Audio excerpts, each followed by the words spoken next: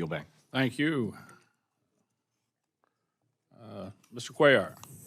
Thank you, Mr. Chairman. I want to thank all of y'all for your service.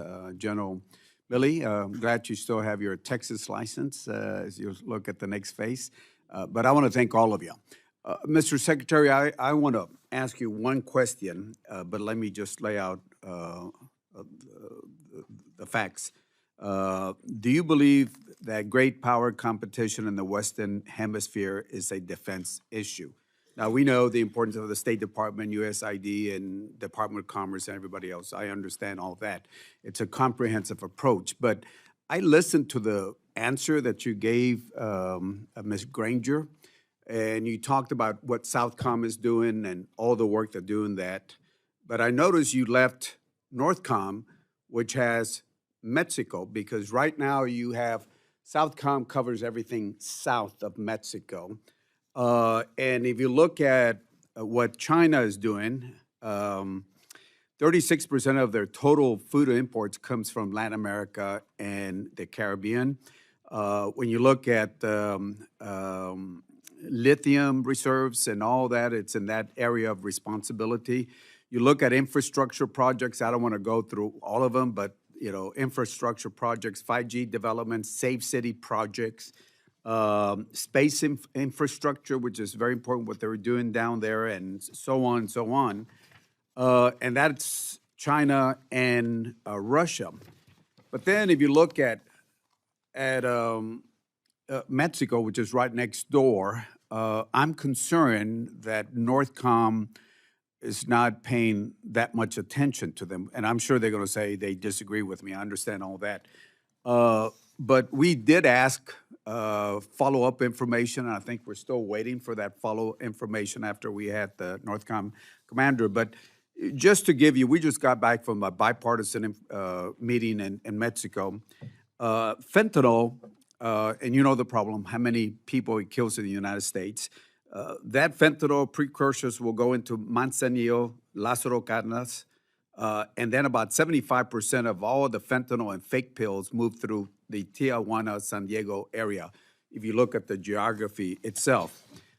When you look at the critical locations of the PRC investments, a lot of them are close to our northern border, lithium and other areas.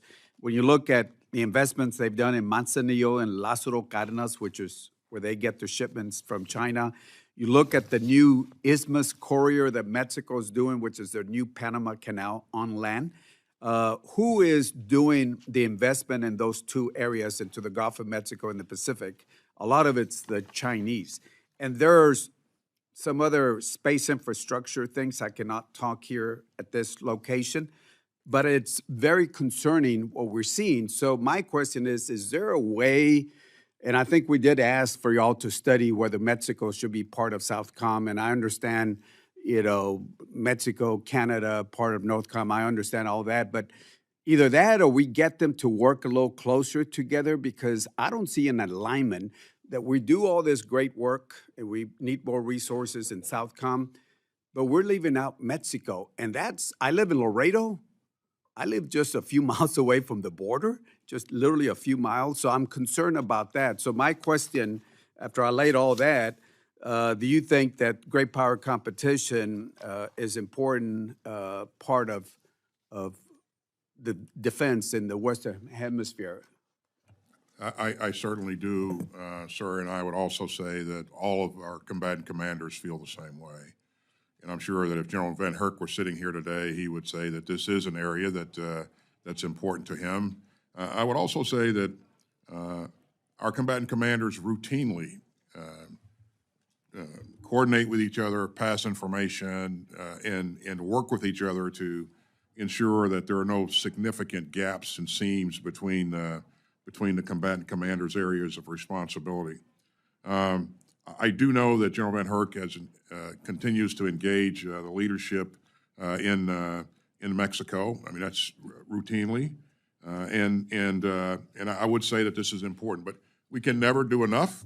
I'll make sure, by the way, that you get the answers to your questions, and this is something that we need to continue to focus on. And you mentioned the fentanyl problem.